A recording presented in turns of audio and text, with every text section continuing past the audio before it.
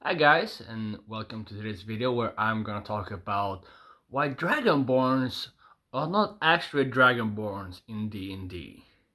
Now this video was supposed to come out yesterday, but I had severe trouble with breathing yesterday, so I could not really breathe in or out, but my entire chest hurting, so I had to postpone this video for today. I'm feeling much better now, so we can talk about it. As I said also, like in first this short, that Dragonborns is just actually Dragonborns if you play both the species and the class sorcerer with draconic ancestry. Now I see many want to see this, but let me get into why I feel this way. And actually this is also very much confirmed with the facts of the core books which I'm using as fact systems. Now, doing the research, I did see some part of the lore of it is behind the Platinum Dragon was the one that created the Dragonborns out of the first Dragonborn, or turned human followers, loyal followers, into draconics, get the dragon traits for this. And apparently, if you're outside of the core books in like Forgotten Realms, you can maybe be a bit better. But with core books, Dragonborns are not really Dragonborns. And in some of the lore I found during my research is like they don't even call themselves Dragonborns. They call themselves like you are Rena. I cannot pronounce it. But then most people call them Dragonborns. But here's the thing. In the way I see it, they got basically screwed over by the Platinum Dragon. Or I'm gonna give you some dragon traits. And in 5e, they got, okay, you got the color scheme, okay, so now you have a breath weapon of that in colors, so like cold, ice, fire, electric, acid, darkness, and so on.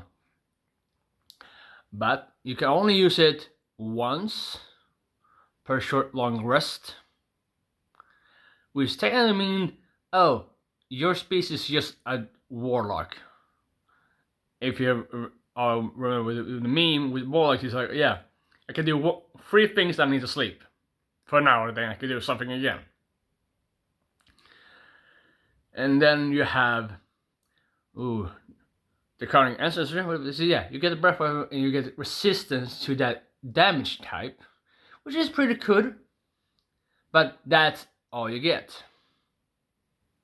Oh yeah, in the lower Dragonborn, oh yeah, you have like draconic scales, whatever. But no, that is not what you get. What you get is regular snakeskin. You are basically a lizard folk with an extra buff, a one-time use breath weapon. Now in 2024's rulebook, the breath weapon got improved. So now you can still have to do short to long rest to be able to do it, but you get to use it as many times equal to your proficiency modifier, which you start with 2 and end with 6. So in late game, you do have 6 uses of your breath weapon. At the beginning of the game, you get 2. Slightly better, but I don't like it. I truly don't like it because it's a natural thing for a dragon to have, and even if you like, in that case, they should have done 1, that you're born as a Dragonborn, or 2, you have been turned from a human into a Dragonborn. If you turn to a Dragonborn, that makes more sense, that you maybe not get the full use of the natural thing you should other Dragonborns have been born with. But if you're born as the species, you should have able to do that whenever. The only time it should be, oh, roll d6 to see if you get it back, or you need to have a long rest to get it back, is if you do a nat 1 to using a breath weapon. Because that's a critical failure. It means you overexert yourself doing it, and you kind of hurt the pipeline that goes through the sac, where all that energy stores into your throat. But right now, I'm knowing like many of us does the homebrew, like you can do the breath weapon as many times as you want and stuff like that, which is, so there's an easy fix with like homebrew setting and stuff like that. But in the core books, not good. I would say, straight out, that is not how Dragonborn should be do. But oh yeah, in 2024 you also get at level 5 you can like the bonus action to magically unfold your dragon wings and fly for 10 minutes, which is better than the ASMR's 1 minute flight, definitely, but come on. Okay, so magically produce wings, you can fly for 10 minutes. Okay, you just gave us like our own version of the fly spell, which is okay, but it still doesn't make us Dragonborns if we use this species. Because it's not a natural thing for us. And still, we don't get dragon scales. I mean, dragon scale hide are tough. Really tough. So if you are a Dragonborn, I would have suspected that my scaled skin that's supposed to be dragon would be slightly tough. Now, I don't mean it should be as tough as a regular dragon, but it should have at least made it so that my natural AC without armor is slightly buffed because of my toughened skin. There are some species that get already that things that's not Dragonborns. I think it's, I can copy it. Yeah, I think it's Goliath or something like that. They get some tougher things because they are tough. Even like yeah. So that Dragonborns didn't get it in 5e, have not gotten it in 5.5e. That their supposed dragon scales are not tough, they are squishy. It's just regular skin. That's not, we are not Dragonborns. Now, if we look at now the class sorcerer with darconic ancestry, now it's going to get interesting. Because with the draconic ancestry, 1, you get resistance to the damage type of like the dragon ancestry you are from. You get dragon toughness, which means almost like dwarven toughness. Like you get +1 to your hit points, and then +1 for every level you go up, which is nice. And then we have the armor thing with the dragon ancestor, because you get scales and stuff, like part of your scales. So in 5e, that means your natural armor without adding to your armor is 13 plus your dex modifier. And in 5.5e, that armor class is now 10 plus your dex and con modifier. I think, I'm just gonna double check. I have the books right here, so I can look it up as quick as possible, so I don't say too much wrong shit. Oh, wrong class.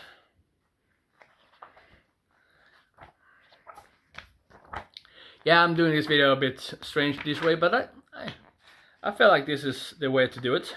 Oh, we have, oh yeah, ancestor,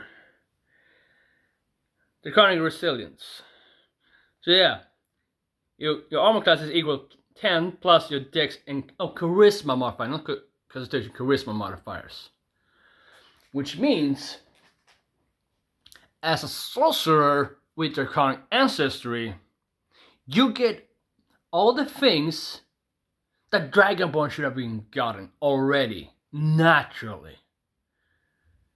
Because having dragon scales a part of your body should technically mean that you are slightly tougher than an average Joe.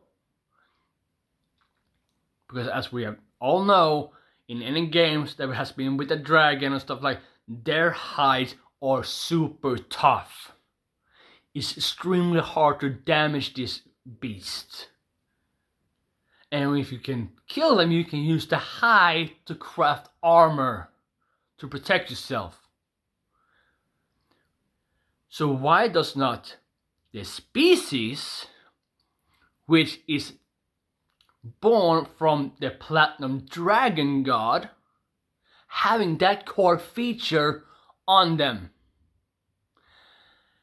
As soon as I read that, I was like, I'm not playing a Dragonborn if I don't can have that. I'm gonna have to homebrew all the things, which I have already, which I technically did in a little parenthesis behind it, and it said true Dragonborn, because I gave it the toughness of a dragon skin that it should have, and it can use its breath weapon as much as like, and unless it rolls a natural 1, because that I can understand. If you roll a natural 1, you either overexert yourself or something happened when you tried it and it damaged a bit, you need to rest to make it recover. Because in D&D, you being at 1 hit point, then take a long rest, you're back to full. Your wounds are healed and stuff like that.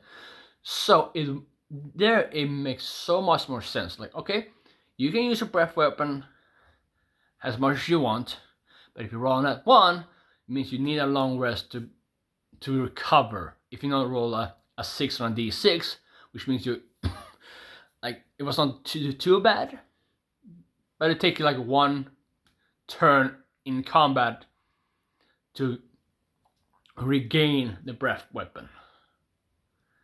Now, some of you may say, like, but that this is how the game has always been, and this is how we balance things, because otherwise it would. No, it's not.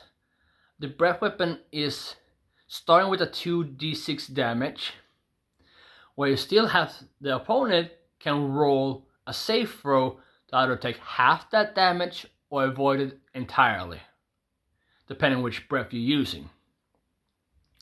And sure, the breath weapon has some side effects, which is cool, but you start with 2d6. That is a greatsword's damage. And greatsword has also plus that attacking modifier you have. So if you have a barbarian, for instance, that has 20 in strength, you swing a greatsword, that's 2d6 plus 5 damage, which means it can go. If you roll 2 6s and plus 5, that's 17 damage.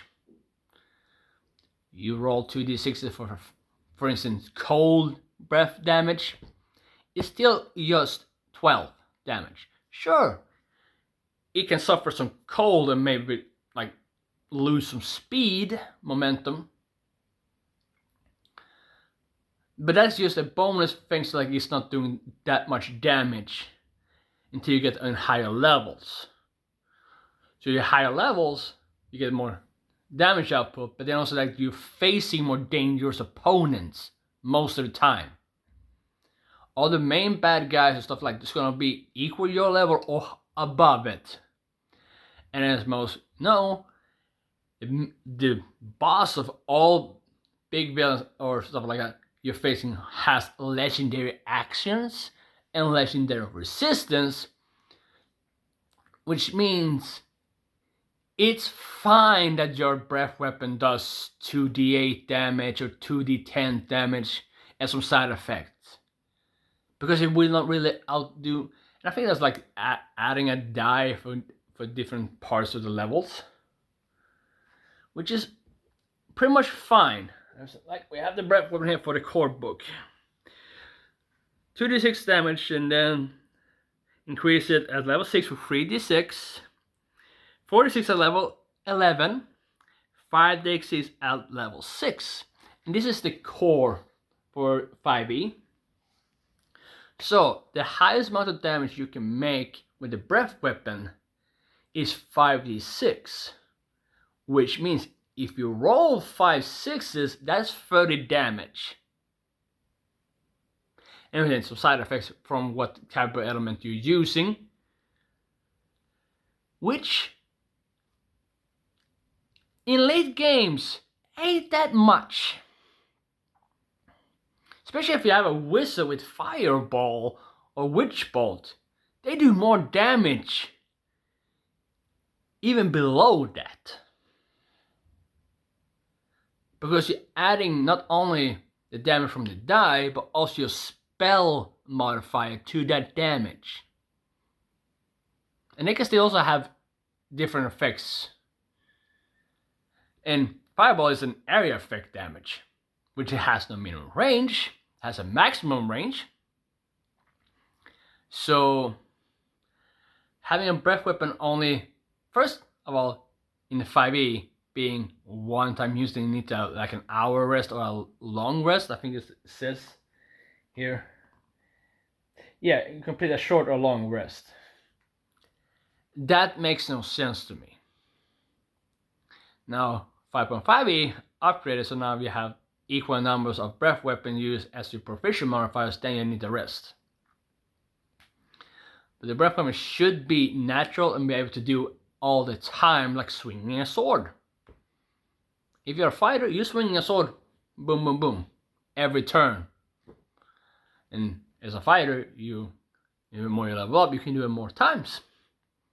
Here you can't. It's a breath weapon you can use one time every turn, which it should have been.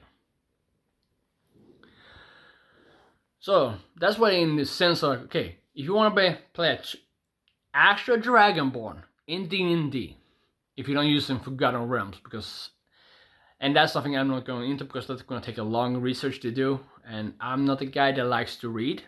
I hate it. But I'm doing it mostly because when I'm doing research for videos to entertain you guys, I'm going to have to focus. So thanks to YouTube, I'm actually reading more than I normally would. So if you're using just the core books and stuff like that, and no homebrew setting, the only way to actually play a Dragonborn, that means you need to first select the species, then use the class sorcerer with darconic ancestry. Otherwise, you ain't getting a Dragonborn.